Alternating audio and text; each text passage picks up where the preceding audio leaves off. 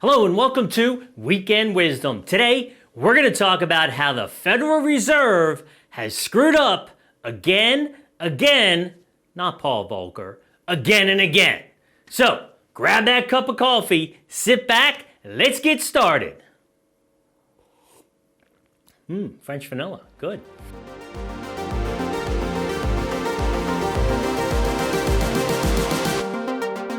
Hello, this is Michael Loftus with Wealth and Wisdom TV, where education is the key to a successful financial future. First up, don't forget, click show more for additional information and links. Lots there today, I do promise.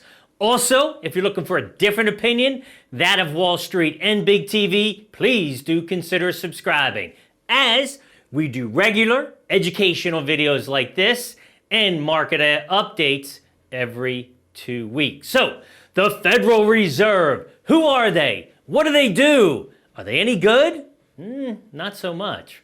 So what I'm going to do is a two-part series. 1, 2, we're going to talk today about 29, 2000, 2008. What the Federal Reserve did, how they screwed up, okay? And then part 2 is going to talk about the current circumstances and where I think we're going with all of the mistakes that they have made. So first up, the 29 crash. Where do you start? Start with a book I read called Lords of Finance. Fantastic, okay? It starts right after World War I, talks about the 4 major powers, US, England, France, and Germany. Going through the reparations of Germany and the fight between Germany and France of getting that money. Never really got it. But how they handled things, devaluing the sterling, going away from the gold, etc. So, 1920s, roaring 20s, awesome. Big changes. How big? Who cares about railroads? We're driving cars right now, right? The invention of the radio.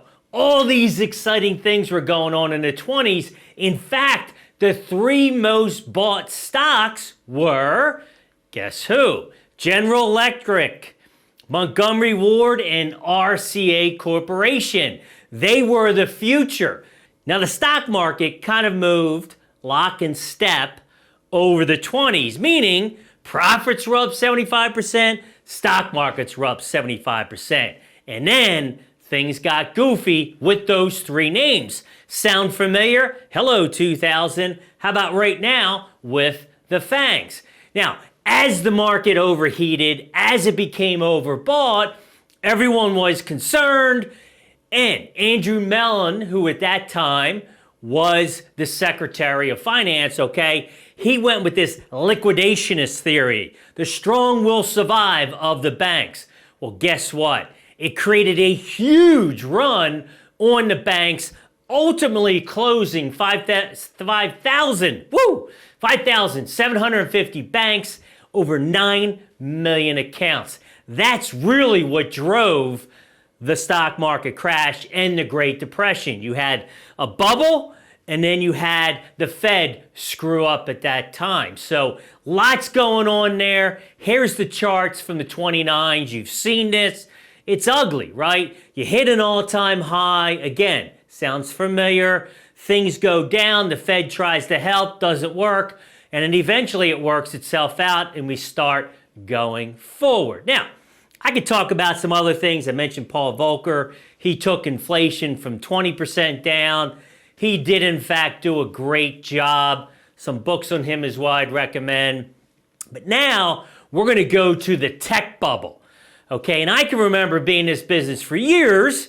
Back in late 90s, Mark Haynes from CNBC, the Alan Greenspan briefcase watch. Depending on the thickness, that would determine if we were going up or down, okay? Now, what happened is over that time, okay, the NASDAQ actually rose over 400%, only to fail, okay, 78% from its peak. So that was your big bubble. But here's the thing. You had the dot-com bubble. We all know about that, and pets.com and all these companies that were at ridiculous hundreds valuations that were going public at that time. But it was more than that, okay, one of the things was it was about the Bush tax cuts, okay, Bush 2. Because when we came to 9/11, they were trying to do some things, and the tax cuts actually hurt more than help. And you also had, with Greenspan, again, sound familiar, cheap credit. So helped over the short term. I'm going to show you that in a second when I go to some of the charts. But over the long term, created the next bubble. So let's take a look at those charts. Okay, first up, like what you're hearing, hit that subscribe and a like button. So what I have here is a bunch of different data points. Your first one, that red and black, is the S&P 500. The purple line up here is the effective fund rate. So what is that? That is the overnight lending rate that the Federal Reserve uses for the banks. Then I have on this line the unemployment rate. And then lastly, I have the 10-year Treasury. So let's talk about how things were going, right? We were going up, and remember, the real crash didn't start until 2001, okay? And you can see as it starts going down right there. The key to the 2000-2001 crash is, in fact, the Fed fund rate, because at that time they had ammunition. As you see, right, we went as high as 6.25%, so they could slowly lower rates, which they did pretty quickly, okay, which in turn did what? Created liquidity. People were willing to borrow, etc. Ultimately, they ended up down here about 1%. That's how the Federal Reserve used to drive things. So that really helped the overall market at that time. Now, hey, it took a while. It's not an overnight thing, especially when you see the next thing, which is unemployment. So over here, we were about 4% and change. We spiked up into the 6% range. So did they do their job? You know, you went from 4.5 to 5.7 at the end of 03. You know, it improved. It surely did not drastically improve. So the other thing you have to look at are signs. And you can see how that's your 10-year Treasury actually started moving lower before the market. Again, they always say the bond market's smarter than the stock market, so you could see some signs there. So right here, what I see so far is, okay, they had a lot of ammunition, didn't work right away, but eventually did play out, because even though you bring those rates down, the banks don't always loan. So here's the look of the actual S&P. There's your crash again. Here's your PE, price earnings, all right? We maxed out about 48, which is obviously pretty high. So next up, you have inflation. Did they do their job? I would say yes, right? They were able to tame inflation during this time. The problem is, which continues to exist today, is you see here about 1.5%. They still struggle with inflation going up, right? So that continues to be a problem. And here is the federal debt balance sheet. So we started down here, okay? In '01, we're about 720 billion. That's it. Think about today's numbers, right? And went up to just over 800 billion. So they were able to lower rates and only increase the balance sheet by about $100 billion. So overall, it was somewhat successful, but the problem is it set up the next crisis, the housing crisis. Let's go talk about that. So we see the end of the dot-com bubble, but again, it ended up creating our next bubble, which is really the housing bubble. So what happened was, as I mentioned, Greenspan kept rates too low for too long. Hello, heard that one, let me see, twice now. We're living it, actually. And then that was it, the next bubble, which was real estate values. Okay? His reversal of monetary course would crush house prices and inflation. So he really made some big time mistakes going into the next bubble. And then, of course, Bernanke came about. So we had this housing bubble where subprime, right? I was right in the middle of this, folks. I worked for a mutual fund company. I ran the distribution side of things, but we were owned by a bank. So I went to senior management meetings in Charlotte. Don't worry, they're no longer here, unfortunately. But I saw this firsthand. This subprime situation was a nightmare, and I saw it forming in that summer before Lehman Brothers, okay? Because what happened was, if you go back, what they did was they took all these mortgages and they created these CDOs and swaps. Very confusing. Have some articles below and a couple movies you should watch, okay?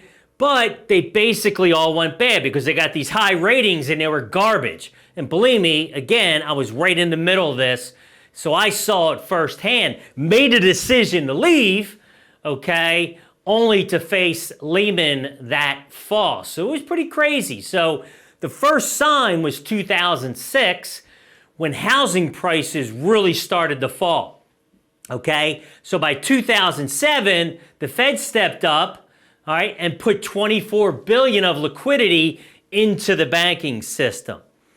So who'd they help there? Was that part of inflation or employment? Not quite. This is where things really start to change and, to me, go for the worse. Okay, so this was the beginning of the Great Recession, all right?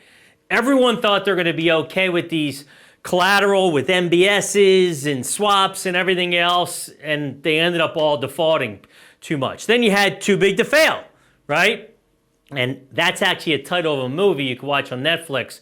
Really good movie, but the banks, the hedge funds, insurance firms. Before I went to that bank, I was at the #1 insurance firm that was front page. So again, very familiar with what was going on here. But what they found was they were holding these worthless investments. So then we started going on, and of course we had QE1, 2, and all that kind of stuff. It got crazy, and the same thing happened, right? They went down with the rates and continued on. So rather than talk about it, let's go to the charts and let me show it to you. Same thing, I have the Fed fund rate, overnight lending rate at the top. Here's your S&P. This is going to be your 10-year Treasury, and down at the bottom is going to be unemployment. So what do we see? Well, almost the same thing. We started about 5.5%. Okay, there's your recession, 5.5% with Fed fund rates. They were able to raise it back up. Okay, that was a good thing, good ammunition. Here's your 10-year went up, didn't see as much, and then of course that has continued to go down. In fact, hit an all-time low just a couple weeks ago. Unemployment, we went from 4.5 to 6.2. So again, not a big move as far as what they were doing there, but from there, let's take a look at what else happened. So here's your real crash, and I have that highlighted because that's considered a death cross where your 50 goes over the 200. Things go down. I'm not sure what this is. I didn't have time to look it up.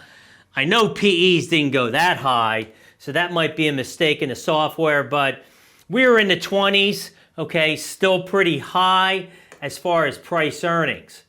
The next thing is inflation. Now I'm using 2007 to 2014. Why? Because that's when they started to put the liquidity out there, and they stopped in July of 2014. So, really the same scenario. Coming into the crisis, we saw a little bit of a spike on inflation, and then again, you see where we are, we're 1.5. So they really, they were able to contain it, but the problem is they've suppressed it too much, which is not a good thing over the long term.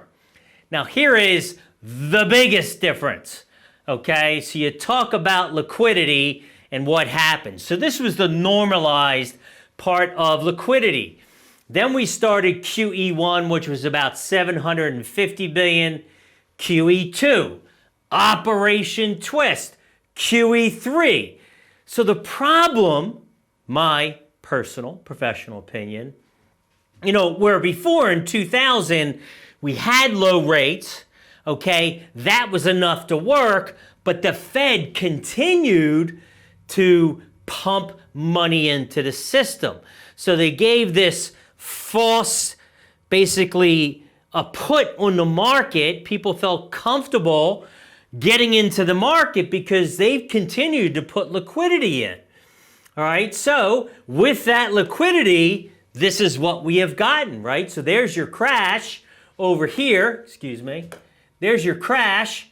And then what's happened is, of course, we've gone straight up. So what exactly has happened here? They haven't been able to raise inflation, but the biggest thing here is, where'd the money go? Where did the money go? So we saw a raise of $700, $800 billion to over $4 trillion, okay? The majority of that went too big to fail, right? To the big banks. So what's happened is we've created one of the biggest wealth inequalities in history, okay? It's almost like going back to 29, you've got the Great Gatsby and the Grapes of Wrath side by side, okay? Where anyone in the market, of course, has done exceptionally well. The big banks, et cetera, they all were bailed out, okay? But what about the rest of America? And that, to me, is really the biggest issue, and that's what we're going to address when we get to our last video. Let's go sit down again real quick. Hopefully you've enjoyed part one, but before we move on to part two, the question is, could it all have been avoided? Well, in 2006, November of 2006, the Commerce Department warned that October new home permits were down 28%. Huge signal, okay? And that means from the year before. At this point, the mortgage crisis could have been, quote marks, okay? But the Bush administration and Federal Reserve did not realize how grave those early warnings were. They ignored those signs. They also ignored the inverted yield curve. I talk a little bit about that in some of those charts, but that is when the 10-year Treasury goes over the 2. That is usually a warning sign, something we got last year in 2019. So they thought that the strong money supply and low interest rates would restrict any problems faced by the real estate industry, and boy, were they wrong. Okay, so I talked a little bit about the wealth inequality. Part two, we're going to go from 2014 till now, where has the money gone? And again, let's go back to their mandate. They have become a printing press of cash. Here's how they do it. So it's much more akin, although not exactly the same, but it's much more akin to printing money than it is to borrowing. I mean, just think about that. They're hitting a button and they're creating cash, creating liquidity for the big banks. Not us. That is a problem. That is a problem with our overall deficit, the Fed balance sheet. We're going to get into that in a couple weeks. Hope to see you again. Michael Loftus, Wealth and Wisdom TV.